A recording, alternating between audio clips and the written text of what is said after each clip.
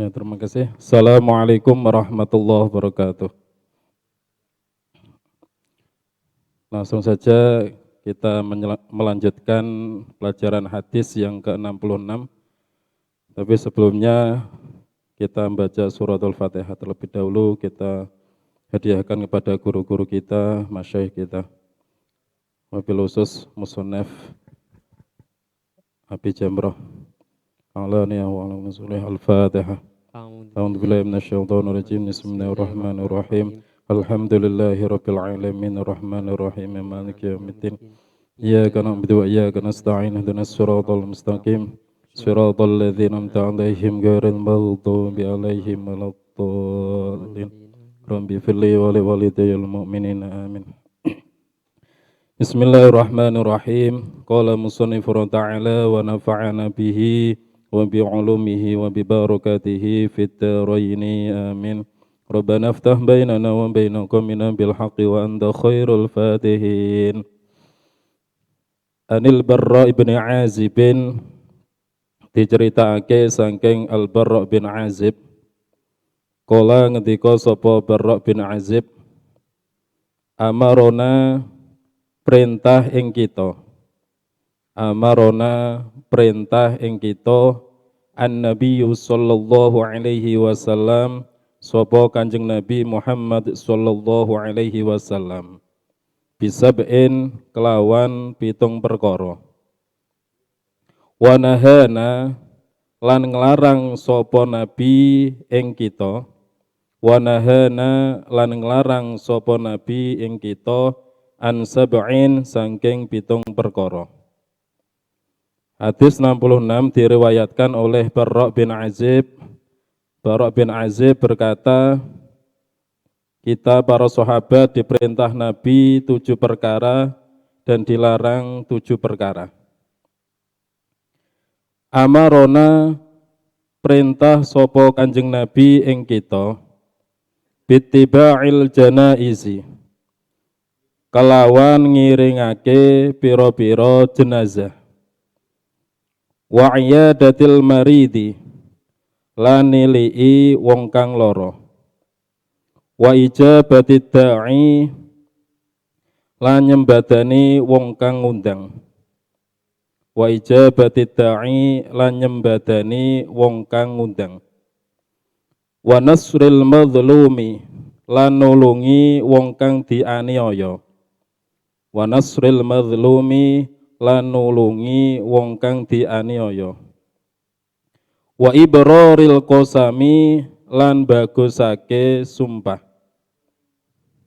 wa ibraril qasami lan bagusake sumpah wa raddis salami lan jawabi salam wa raddis salami lan jawabi salam wa tashmitil atisi lan ndongaake wong kang wahing wa tashmitil atisi lan ndongaake utawa mujekake wong kang wahing wa nahana lan nglarang sapa Kanjeng Nabi ing kita an aniyatil fiddati saking pira-pira wadah sangka perak wal mayasiri lan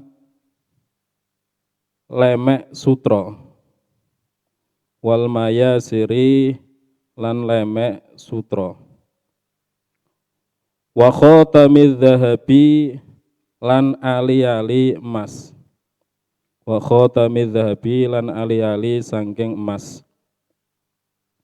wal hariri lan sutra wati baji lan sutra, nama-nama sutra ya. Atau tenunan yang dibuat dari sutra. Tibas itu tenunan yang terbuat dari sutra. Wal qasyiyi lan jarik kang digawe sangka sutra. Wal qasyiyi lan jarik kang kedadian sangka sutra. Wal istabroki lan sutra kandel. Wal istabroki lan sutra kandel. Hadis ke-66 tadi diriwayatkan oleh Barra' bin Azib. Nabi memerintahkan kepada kita 7 perkara dan melarang kita 7 perkara. Perintah Nabi kepada kita yang pertama adalah mengantarkan jenazah. Jadi ketika ada orang yang meninggal, kita diperintahkan untuk mengantarkan jenazah. Ini dalam pembahasan ulama, kalau mengantar jenazah itu harusnya di depan mayat atau di belakang mayat atau di belakang jenazah. Ini ada perbedaan pendapat. Menurut Imam Asy-Syafi'i, kalau mengantar jenazah ini lebih baik di depan. Jadi kalau menurut pendapatnya Imam Syafi'i, kalau mengantarkan jenazah itu yang baik di depan karena sesuai hadis yang diriwayatkan oleh Ibnu Umar. Ra'aitu an-nabiyya sallallahu alaihi wasallam wa Abu Bakrin wa Umar yamshuna amamal janazati. Wa li'anna al-musayyi'a lil janazati syafi'un. Wa haqqus syafi'i ayataqaddama.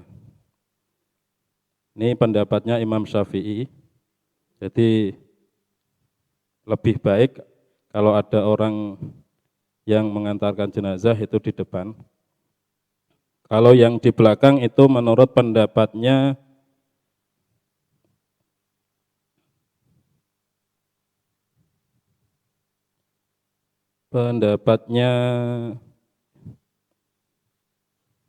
Imam Abu Hanifah atau Imam Maliki.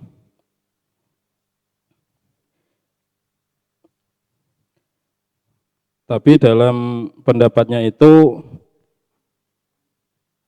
hadisnya hadis yang diikuti hadis dhaif, umsu khalfal janazati. Umsu khalfal janaizi. Berjalanlah di belakang jenazah. Ini jadi boleh ketika di masyarakat ini timbul perbedaan, nah ini ada pendapat yang baik yang mana, yang di belakang atau di depan, ini sama-sama diperbolehkan. Tapi kalau pendapat yang menurut hadis sahih yang lebih baik ya di depan. Bukan hanya untuk mengantarkan jenazah, tapi juga kita disunahkan atau diperintahkan untuk mensolati jenazah. Nah, kalian sudah diajarkan praktek ibadah, pembiasaan ibadah, nah ini diamalkan. Jadi jangan hanya dipelajari saja tapi dipraktekkan. Ketika ada jenazah yang meninggal, kita juga mau mensolati mayat tersebut. Bukan malah melihat orang yang sholat. Kebanyakan yang sholat dan yang menunggu di depan masjid itu lebih banyak yang menunggu di depan masjid. Melihat orang sholat. Nah, ini kalau santri TBS karena sudah diajarkan bagaimana cara sholat jenazah, ya harus diamalkan. Jadi kalau tetangganya atau keluarganya ada yang meninggal, juga mengikuti sholat jenazah atau sholat mayit. Malah dalam hadis lain, orang yang mau melakukan sholat jenazah dan juga mau mengantarkan jenazah sampai ke makbarah, atau sampai makam itu mendapatkan pahala 2 qirot. Ditanyakan oleh para sahabat 2 qirot itu apa? 2 qirot itu emas yang sebesar gunung Uhud. Jadi kalau kita melakukan sholat jenazah itu mendapatkan 1 qirot, kita mengantarkan jenazah sampai makbarah ini juga ditambah 1 qirot. Jadi kalau kita melakukan sholat dan mengantarkan jenazah sampai makbarah ini akan mendapatkan pahala 2 qirot. Dalam hadisnya disebutkan manittaba'a janazata muslimin imanan wahtisaban wa kana ma'ahu hatta yusalla 'alaiha wa yafrughu min dafniha fa innahu yarji'u minal ajri bighairi bikirataini kullu qiratin mithlu uhdin wa man shalla 'alaiha thumma raja'a qabla an tudfana fa innahu yarji'u bikiratin. Jadi kalau hanya mengantarkan jenazah ini pahalanya hanya 1 qirot. Tapi kalau mau melaksanakan sholat jenazah ini mendapatkan 1 qirot lagi. Ini keutamaan kita mengantarkan jenazah dan itu sebagai penghormatan terakhir kita sebagai seorang muslim kepada muslim yang lain. Karena ini termasuk hakul muslim alal muslim. Jadi kita menghormati orang Islam yang meninggal sebagai bentuk penghormatan terakhir. Yang kedua adalah wa'iyadatul marid, yaitu menjenguk orang sakit. Ini hukumnya sunnah, malah bisa wajib kalau di situ tidak ada orang yang menunggui. Menjenguk orang sakit ini ya pahalanya besar. Dikatakan dalam hadis, idza atarrajulu akhahu al-muslima masya fi khirafatil jannati hatta yajlisa fa idza jalasa ghamarathu ar-rahmatu fa in kana gutwatan shalla alaihi sab'una alfa malakin hatta yumsiya wa in kana masa'an shalla alaihi sab'una alfa malakin hatta yusbiha. Jadi orang yang menjenguk orang muslim yang sakit itu diumpamakan orang yang berjalan dan mengambil buah-buahan di surga sampai dia duduk. Ketika dia itu menjenguk pada pagi hari, ini para malaikat memberikan sholawat kepada orang tersebut 70.000 malaikat. Ketika dia menjenguk pada sore hari, malaikat membacakan sholawat 70.000 malaikat sampai pagi hari. Ini pahala bagi orang yang mau menjenguk orang sakit. Ini pahalanya sangat besar. Jadi kalau ada kerabat atau teman atau saudara kita yang sakit, ini diperintahkan oleh Nabi untuk menjenguknya. Yang ketiga adalah wa ijabatud da'i. Kita diperintahkan untuk memenuhi undangan. Nah, memenuhi undangan ini ada yang wajib dan ada yang sunnah. Kalau undangannya adalah undangan pernikahan ini hukumnya wajib. Tapi ya dengan ketentuan-ketentuan atau syarat sehingga bisa dihukumi wajib. Kalau di situ yang mengundang tidak mengkhususkan orang-orang yang kaya, atau di situ tidak ada kemaksiatan, nah itu atau tiap hari undangnya itu hukumnya wajib. Tapi kalau ada tadi pengundangnya ini mengkhususkan bagi orang-orang yang kaya, tidak wajib mendatanginya. Nah, selain walimatul urs atau pengantin, ini hukumnya sunnah. yaitu mendatangi seumpama mendapatkan undangan walimatul khitan. Ini sunnah. Atau walimah-walimah yang lain selain pernikahan. Itu hukumnya sunnah. Selanjutnya wa nasrul madlum, yang keempat adalah menolong orang yang teraniaya. Jadi kalau ada orang yang didolimi, orang yang dinakali, orang yang tidak salah, di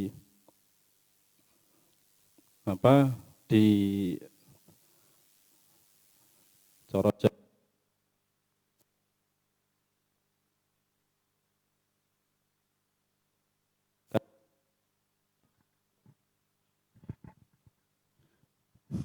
Jadi kalau kita mampu untuk menolong, ya kita wajib menolong. Kalau tidak mampu karena yang dolim ini lebih kuat dari kita, ya kita secara lisan. Kalau lisan tidak bisa, ya dalam hati. Ini kita kalau memang mampu, ya kita tolong. Yang kelima adalah ibrarul qasami, yaitu bagusake sumpah atau menempati sumpah. Jadi kalau kita sumpah, kita harus melaksanakan sumpah tersebut. Karena ketika kita tidak melaksanakan sumpah tersebut, maka kita akan kena kafarah. Jadi seperti sumpah wallahi billahi tallahi, ini adalah sumpah. Kalau selain itu, ya tidak dikatakan qasam. Karena biasanya orang Jawa itu kadang tidak sumpah tapi tidak menyebutkan nama Allah. Itu tidak terkena kafarah. Tapi kalau menyebutkan nama Allah, itu nanti ada kafarahnya. Yang keenam, faraddus salami, menjawab salam atau menyebarkan salam, ya boleh. Nah, menjawab salam ini kalau satu orang dengan satu orang, ini hukumnya wajib ain atau fardu ain. Tapi kalau orang banyak, ini fardu kifayah. Jadi kalau ada salam, ini dijawab satu orang, yang lain sudah tidak berdosa. Nah, ketika kita menjawab salam, sebaiknya itu jawab dengan yang lebih baik, atau hanya sepadan dengan salam yang disalamkan orang yang mengucapkan salam. Dalam Al-Qur'an didhawuhke, wa idza khuyyitum bi tahiyyatin fahayyu bi ahsana minha aw rudduha. Innallaha kana ala kulli syai'in hasiba. Jadi ketika kita diului salam, assalamualaikum, jawabannya waalaikumsalam warahmatullah. Kalau kita diului salam, assalamualaikum warahmatullah, kita menjawab assalamualaikum warahmatullahi wabarakatuh. Kalau kita disalam assalamualaikum warahmatullahi wabarakatuh, ya jawabannya assalamualaikum warahmatullahi wabarakatuh. Jangan sampai kurang dari apa yang disalamkan orang yang mengului salam. Kalau bisa. Yang ketujuh adalah watashmiatul atis, yaitu mendoakan orang yang bersin. Ini kalau memang orang yang bersin mau mengucapkan hamdalah, kita doakan yarhamukallah. Ini kalau memang dia mengucapkan hamdalah. Kalau tidak, ya tidak usah didoakan. Atau bersinnya terus menerus lebih dari 3 kali, ini diganti dengan syafaqallah. Semoga Allah menyembuhkanmu. Kalau 1 kali, 2 kali, ya yarhamukallah. Tapi kalau lebih dari 2 kali, ya didoakan semoga sembuh, karena itu termasuk orang yang sakit. Nah, didoakan semoga sembuh. Itu perintah Nabi Selanjutnya larangan-larangan Nabi yang pertama adalah memakai bejana atau memakai wadah yang terbuat dari perak. Ini umum bagi laki-laki maupun perempuan, sama haramnya. Jadi menggunakan bejana yang terbuat dari perak, baik laki-laki maupun perempuan, ini hukumnya haram. Selanjutnya wal mayasir, harir, dibaj, koshi, wal istrab, iki nama-nama sutra. Ini haramnya bagi laki-laki, tidak bagi perempuan. Terus wa khotami dzahab, ini memakai cincin dari emas, ini ya hukum haram bagi laki-laki, tidak bagi perempuan. Demikian yang dapat saya sampaikan. Selanjutnya saya kembalikan kepada Bapak Arif Maulida, kepadanya kami persilakan. Matur suwun.